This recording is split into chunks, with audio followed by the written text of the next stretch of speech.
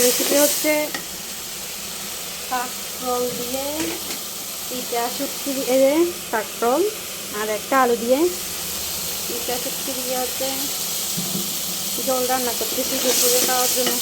এখানে সব কিছু দিয়েছি, মরিচ মশলা, এই লবণ, কাঁচামরিচ, পেঁয়াজ, ধনিয়া পাতা সব দিয়ে দিয়েছি। দেওয়ার পর এখন কষা নিচে, কষা নেওয়ার পরে এগুলো ঢেলে দিব। এই যে ধনিয়া পাতা,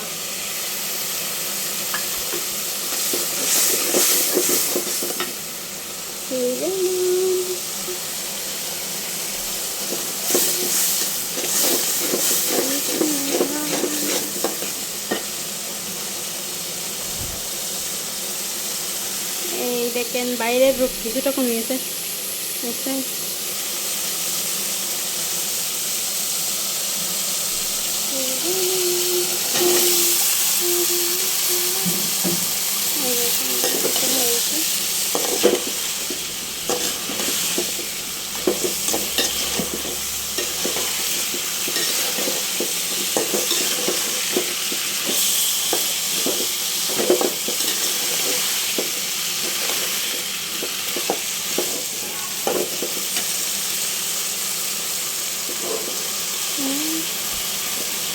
দিয়ে দিচ্ছি। এখন হচ্ছে এখানে পানি দিয়ে দেবো পরিমাণ মতো।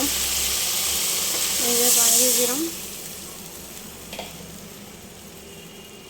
আর এই যে মানে 1 মগ আর হচ্ছে 1.5 মগ পানি দিয়েছি।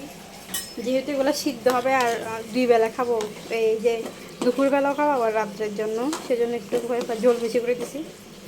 সবাই মিলে খাবো, মানে আমরা একবার রান্না করে 2 বেলা খাই, মানুষ কম তো সেই জন্য।